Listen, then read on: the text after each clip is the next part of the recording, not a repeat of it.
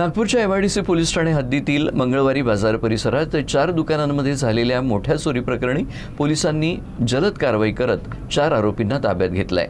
या आरोपींमध्ये एका अल्पवयीन आरोपीचाही समावेश असून पोलिसांनी चोरीचा मोठा मुद्देमाल जप्त केला आहे। नागपूरच्या एमआयडीसी पोलीस ठाण्याअंतर्गत आयसी चौकाजवळील गजबजलेल्या मंगळवारी बाजारात 8 मे रोजी पहाटे चोरट्यांनी मोठी चोरी केली होती। दुकानांमधील सीसीटीव्ही फुटेज तपासल्यानंतर 4 संशयित युवक पोलिसांना दिसून आले होते। त्या आधारे पोलिसांनी तातडीनं कारवाई करत 4 आरोपींना ताब्यात घेतलं। यामध्ये एका अल्पवयीनाचा समावेश आहे।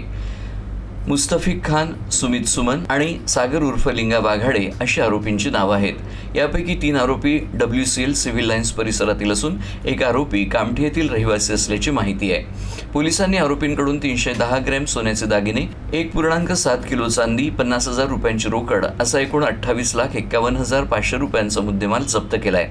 चोरीनंतर आरोपी हे कामठी परिसरात एकत्र जमले आणि चोरीच्या मालाचं त्यांनी वाटप केलं। त्यानंतर एक आरोपी उज्जैन तर दुसरा भोपाळ इथं पळाला, तर 2 आरोपी अमरावती इथं लपून बसले होते।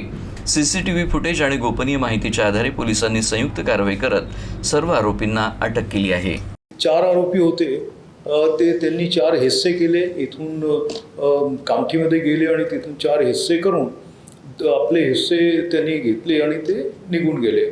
तर त्याचे नंतर जे आहे 2 आरोपी त्याचे मेन होता, एक तो गेला उज्जैनला, दुसरा भोपाळला आणि बाकी 2 आरोपी अमरावतीला कडे गेले।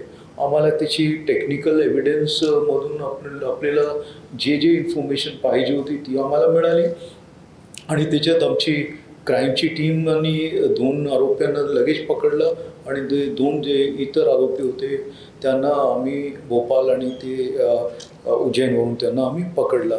रिकव्हरी व्यवस्थित याची झालेली आहे। मोठा चॅलेंज होता आणि आमची क्राईम आणि लोकल झोनल पोलिसनी चांगली कारवाई केलेली आहे।